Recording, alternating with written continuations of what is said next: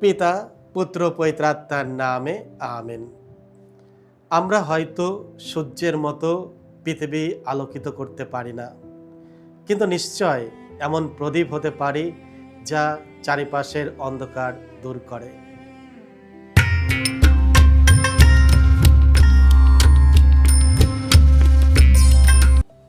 খ্রিস্টে আমার পরম প্রিয়জনেরা, আজ এপ্রিল মাসের 29 তারিখ, পুনরুত্থানের চতুর্থ সপ্তাহ, বুধবার। আর আজকের ডেলি মান্না ঈশ্বরের বাণী প্রতিদিন নেওয়া হয়েছে সাধু যোহন রচিত মঙ্গল সমাচার থেকে 12 অধ্যায় 44 থেকে 50 পদ। এসব আমরা ভক্তিভাবে আজকের এই বাণীটি শুনি। যিশু একদিন জোর দিয়ে এই কথা বললেন, যে আমার ওপর বিশ্বাস রাখে আসলে সে তো আমার ওপর নয়, বরং যিনি আমাকে পাঠিয়েছেন তারই ওপর বিশ্বাস রাখে। আর যে আমাকে দেখতে পায় সে তো তাকেই দেখতে পায় যিনি আমাকে পাঠিয়েছেন। আমি জগতের আলো হয়েই এই জগতে এসেছি, যাতে আমার প্রতি বিশ্বাসী কোনো মানুষকেই আর অন্ধকারে থাকতে না হয়। কেউ যদি আমার কথা শুনেও তা মেনে না চলে, তাহলে আমি নিজে তার বিচার করি না, কারণ আমি তো জগতে বিচার করতে আসিনি, এসেছি জগৎকে পরিত্রাণ করতে। যে আমাকে প্রত্যাখ্যান করে ও আমার কথা মেনে নেয় না, তার জন্য অবশ্য এক বিচারক আছে। আমি যে বাণী শুনিয়েছি, শেষ দিনে সেই বাণীই হবে তার বিচারক।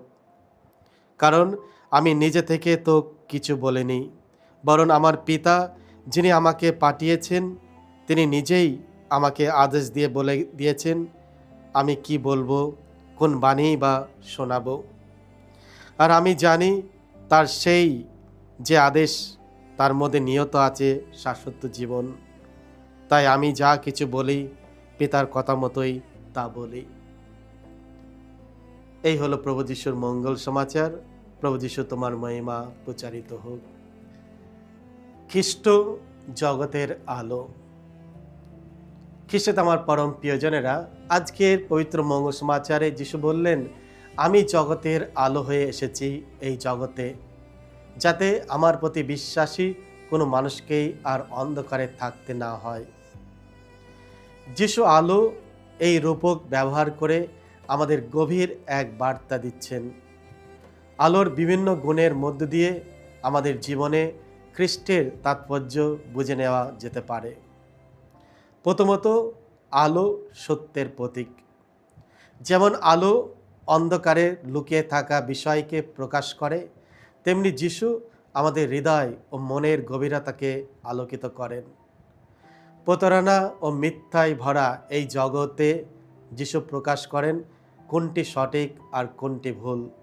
তিনি আমাদের ধার্মিকতার পথ দেখান। দ্বিতীয়ত, আলো স্বচ্ছতা ও স্পষ্টতা আনে।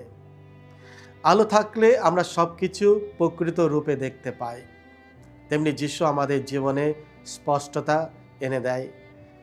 অজ্ঞাততা ও বিভ্রান্তির অন্ধকার থেকে বের করে তার জ্ঞান ও প্রজ্ঞার উজ্জ্বল আলোয় নিয়ে যায়। তৃতীয়ত, আলো ভয় দূর করে এবং সান্ত্বনা দেয়।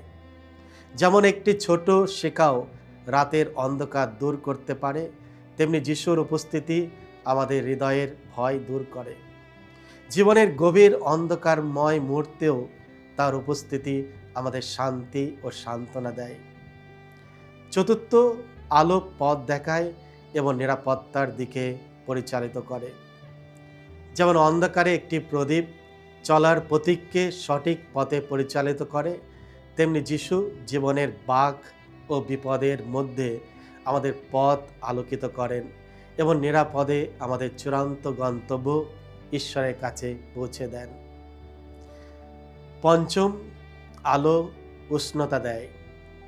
ঠিক তেমনি যিশু তার প্রেম ও করুণার উষ্ণতায় আমাদের ঘিরে রাখেন, বিশেষ করে যখন পাপের কারণে আমাদের হৃদয় শীতল হয়ে পড়ে।